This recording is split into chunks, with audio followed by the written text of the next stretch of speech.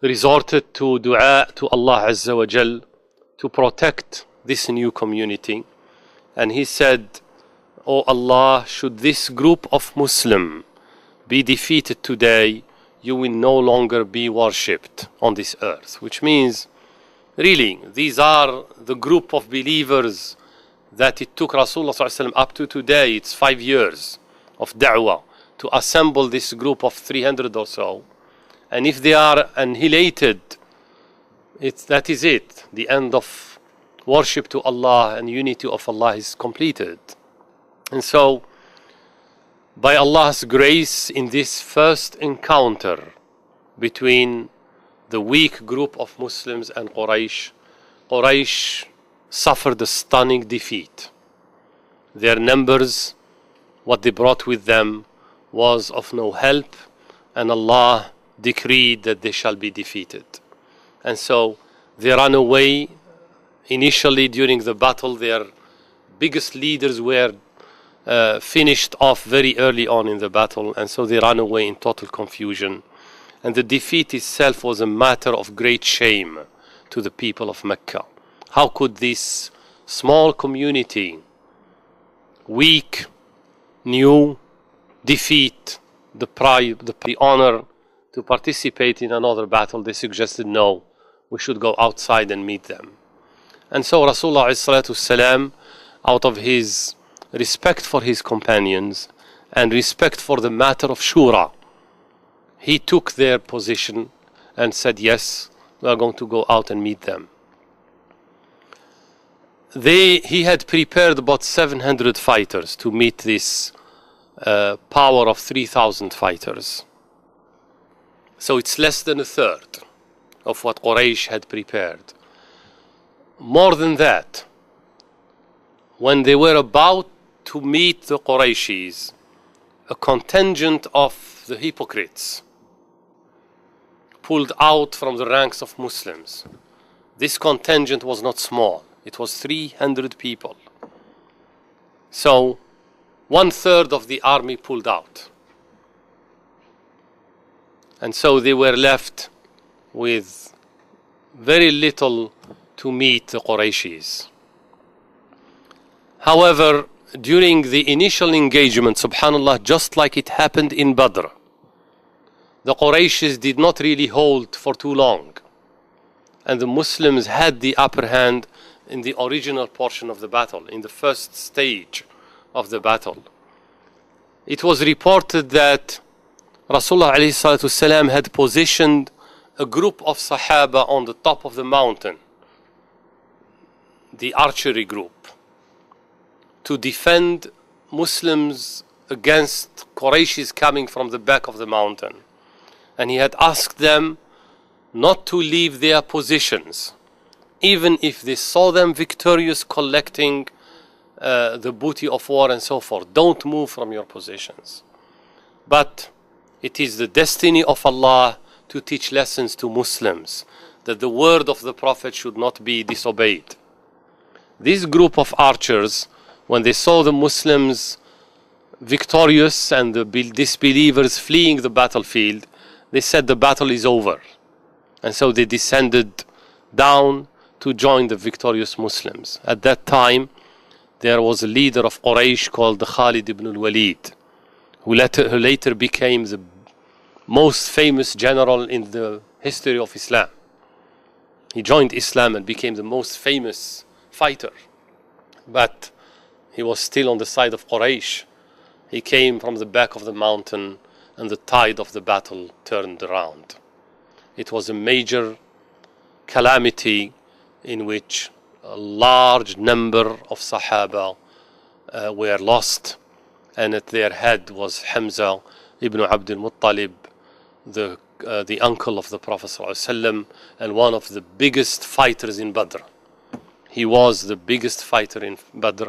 He succumbed to the attack of Quraysh at the time. In fact, it was a hired hand that killed him. It was not really during a fight that they killed him, but it was a hired hand that killed him from distance.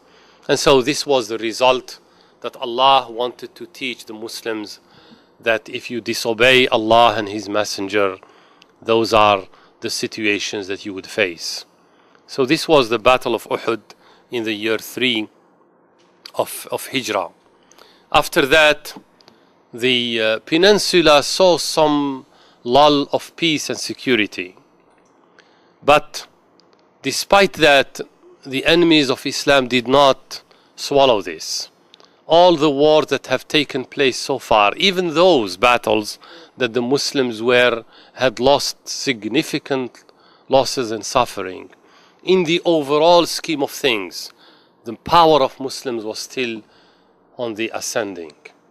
They were not broken, and they were becoming more and more organized, and people were joining the ranks of Islam, and the call of Islam was reaching to more and more people. And so an alliance was formed between the Jewish tribes, Quraysh, and all other major tribes of Peninsula, of the Arab Peninsula. The all joint effort this time, and they said, we are going to go to the heart of this new movement called Islam, and to the heart of the seat of power of Muhammad ﷺ, that is Medina. We're going to go and attack Medina. But Rasulullah ﷺ, he had his ears, people who were bringing him news of this coming and so forth. And so he organized the Muslims and he got their opinion. And subhanallah, one Sahabi, Salman al-Farisi, suggested that they should stay in Medina, dig a trench around Medina, and defend Medina from behind the trench. So when the Muslims attacked Medina and came close to the outskirts of the city, they were stunned. This is the first time in the history of warfare in the Arab Peninsula where they saw a trench. They are not used to this. And so instead of full engagement between a small force of 1,000 and a large force of the invaders of 10,000, they could not even get close. So it became shouting with arrows and so forth from distance. And subhanallah, after the invaders tried and attempted to cross the trench and skirmishes took place and so forth, they realized that they cannot do anything. And so they decided to lay siege against Medina and stay outside of Medina and cause starvation to Medina. That's all what they could do. Subhanallah, while the Muslims were defending, they also were praying to Allah Azza wa Jal to protect them. And Allah Azza wa Jal responded with something that nobody expected. He sent a weather system that was so harsh, a wind, a bitter cold. Remember, these Qurayshis and their allies were camping outside of Medina, beyond the trench, in their tents and cooking and fires and all of that. And so Allah Azza wa Jal sent bitter rain, bitter cold, high winds. The winds blew the tents. They blew away their fires so they could not cook food. And they said even their utensils used to fly in the air from the wind. And so they dispersed. And each tribe went back without accomplishing the goal that they came to eradicate Islam. And this was a major victory. This was a resounding victory without too much losses. And its news spread so quickly in the peninsula, because remember, when Quraysh and the allies joined this effort, the entire peninsula knew about it. That's how they collected these 10,000 men. And so the fact that after all this effort, they dispersed with nothing achieved was completely a new phase in the conflict between Islam and the idolaters, which is now, we have done everything and this deen is here to stay and is here to grow.